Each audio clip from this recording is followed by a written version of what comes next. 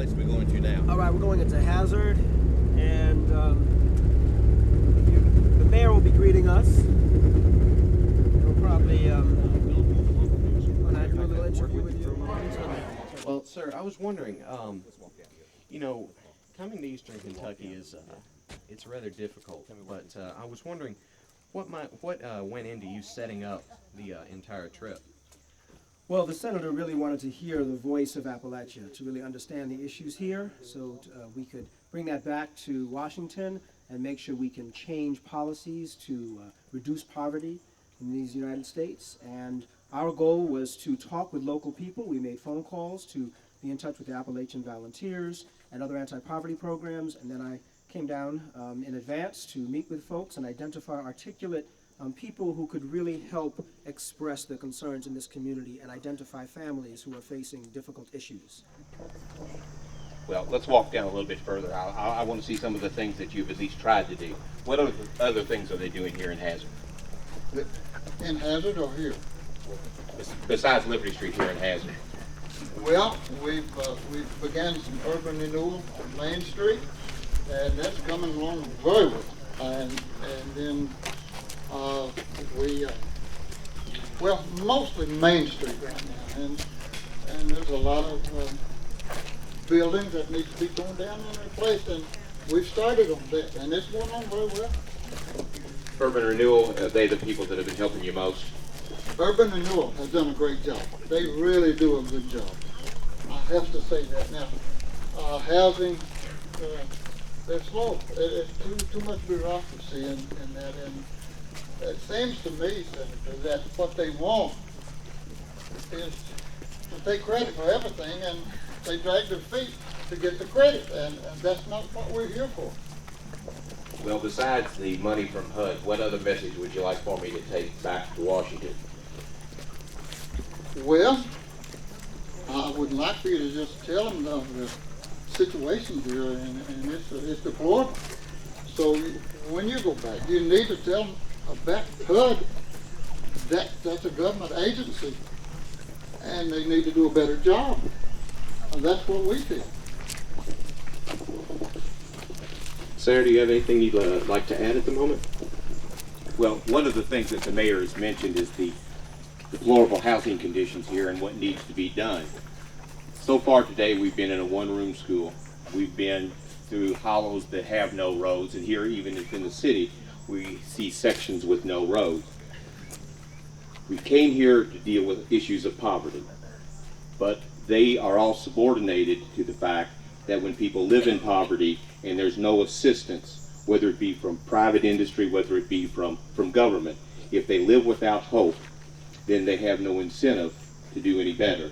Now, as the mayor has already pointed out, there are funds available. There are funds in Washington for housing.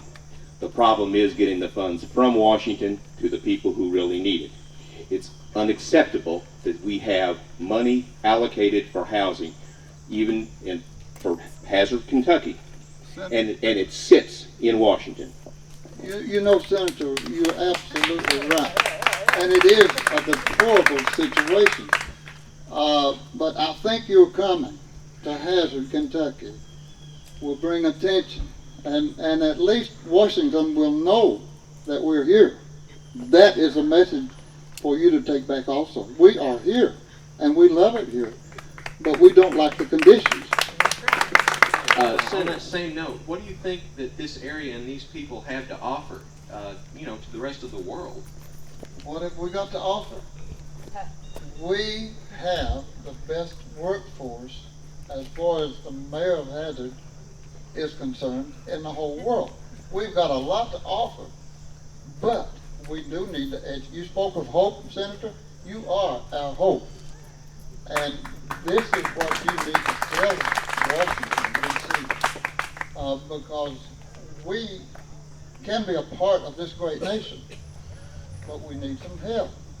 And food stamps is not the answer. I agree with you. We need to go on beyond and jobs.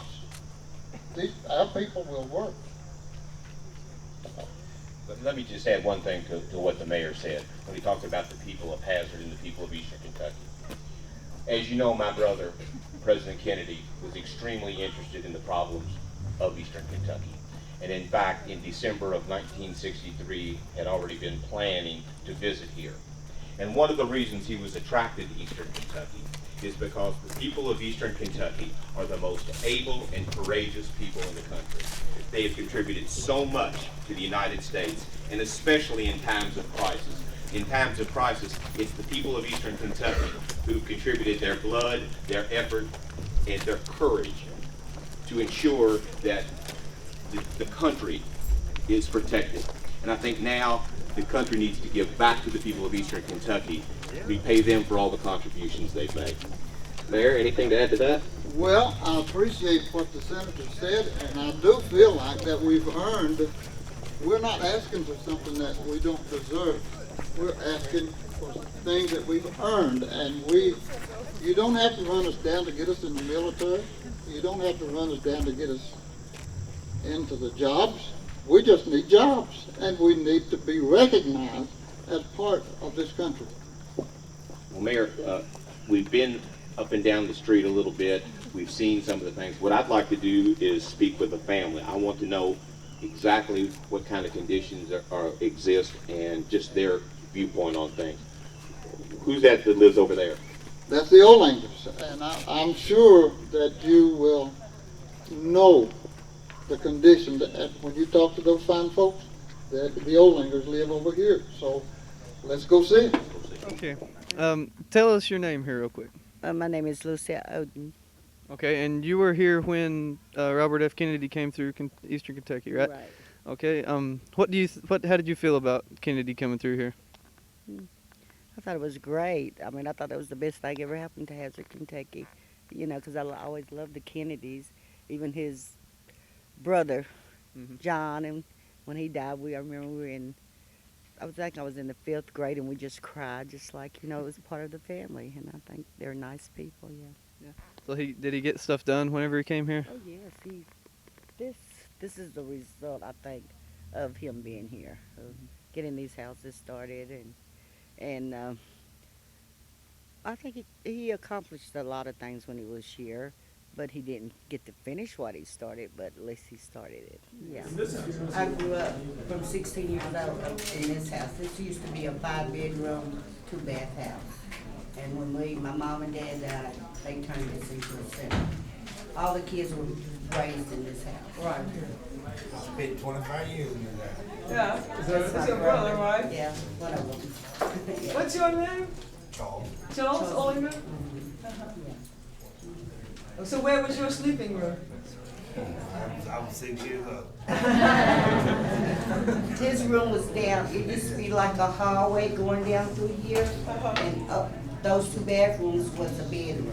There was a bedroom there and a bedroom there, then a little hallway down there, down this way, and there was a bedroom, and bedroom. 3 bedrooms this way, 2 that way, and 2 baths over here. Now that was the living room. And, yeah, somewhere here was the living room and kitchen. Yeah, right there was a living room and kitchen. Yeah. Now, where are we right now? We're at 366 Liberty Street. And so today we're doing a reenactment of Bobby Kennedy coming up this street. And the other day you were telling me a story about how you were involved with it. Could you just... That's correct. I was one of them in the crowd there walking up behind him. You know, it was a celebrity in town. That's what my mom told me. There's a man who was going to help us out down the road, so I was there. And how old were you? 16. What did you think about it? Well, I thought he would be just like all the rest, make all the promises in the world and not fulfill them, but he fooled me. Everything he said he was going to do, he virtually done. I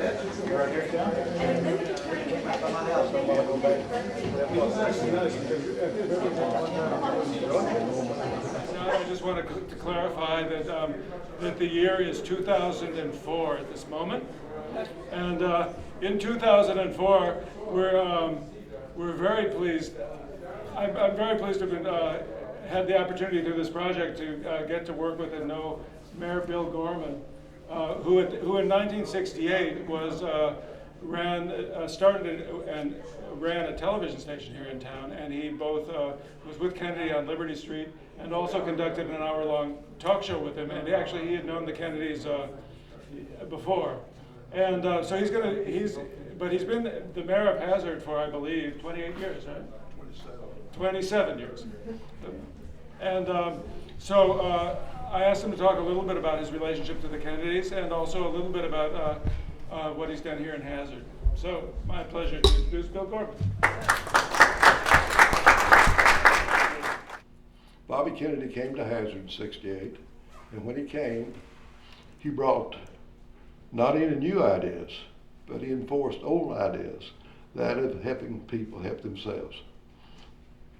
We've been very fortunate in Hazard, and the reason I'm saying this, I'm not saying it in any way except John told me to tell you this. We've enjoyed a pretty great quality of life. You all just left Liberty Street. In 1971, Liberty Street was transformed from the street that Bobby Kennedy walked up in 1968. Bobby Kennedy called attention to the problems that we were having, primarily, in our case, in the city of Hazard, where we had submarginal housing, we had problems and all this kind of thing. And because of Bobby Kennedy's attention to this fact, we were able to get 50 new housing units up there. It cost almost $1 million. But that was really the effort of his coming to Hazard. Well, since that time, and John would like me to tell you about Hazard today. Hazard today is a thriving city, and we have a pretty good county. We have over 3,500 people who are involved in the medical profession. Back when Bob Kennedy came to Hazard, it was primarily coal. We have 180 doctors in Hazard. We have a new veterans nursing home. We just cut the ribbon here about a week ago for the UK Center for Rural Health. We just finished our new Justice Center down on Main Street, which is a $10 million project. The UK Center for Rural Health was a $14.1 million project. The Veterans Nursing Home, I think, was about $14 million. We don't have too many problems here in this town. We have good law enforcement. I think we have an excellent city government, and I think that with a little bit of luck, that we can pass this on to the next generation. I'm honored to be asked to speak to you all today. I'm honored because I think if Bobby Kennedy had lived, this world would have been a much better place than it is today. Thank you very much.